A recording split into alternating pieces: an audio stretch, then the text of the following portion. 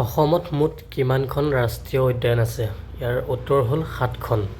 লাওখোৱা অভয়াৰণ্য অসমৰ কোনখন জিলাত অৱস্থিত? উত্তৰ হ'ল নগাঁও। মাটিকালি হিচাপত অসমৰ আটাইতকৈ ডাঙৰ জিলাখনৰ নাম কি? ইয়াৰ উত্তৰ হ'ল কাৰ্বি আংলং। হিউৱেন চাঙে কামৰূপ সম্পৰ্কে লিখা টোকাৰ নাম কি? ইয়াৰ উত্তৰ হ'ল চি.ইউ.কি. অসমৰ বৃহত্তম চাহ বাগিচাখনৰ নাম কি?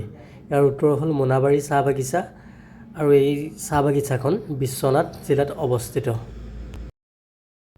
পানীৰ গভীৰতা জোখৰ একক কি? ইয়াৰ উত্তৰ হ'ল ফেদাম। অক্সিজেনৰ গ্ৰাম আণৱিক ভৰ কিমান? ইয়াৰ উত্তৰ হ'ল ৩২ গ্ৰাম। সুস্থ মানুহ এজনৰ শৰীৰৰ সাধাৰণ উত্তাপ কিমান? ইয়াৰ উত্তৰ হ'ল 37 ডিগ্ৰী চেলছিয়াছ।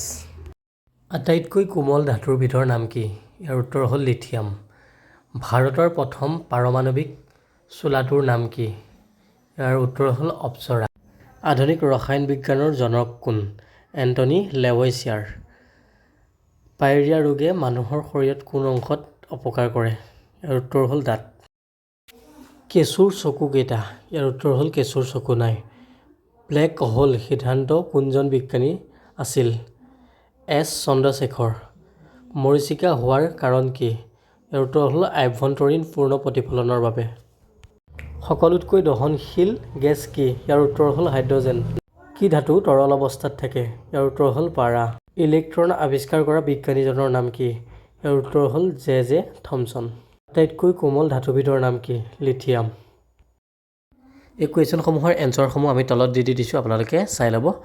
যদি আপোনালোকে ভিডিঅ'টোৰ পৰা কিবা এটা শিকিব পাৰিলে প্লিজ লাইক কমেণ্ট আৰু যিহেতু নতুন চেনেলটো ছাবস্ক্ৰাইব কৰিবলৈ একেবাৰে নাপাহৰিব আৰু লগৰ বন্ধু বান্ধৱীসকললৈ ভিডিঅ'টো শ্বেয়াৰ কৰিবলৈ।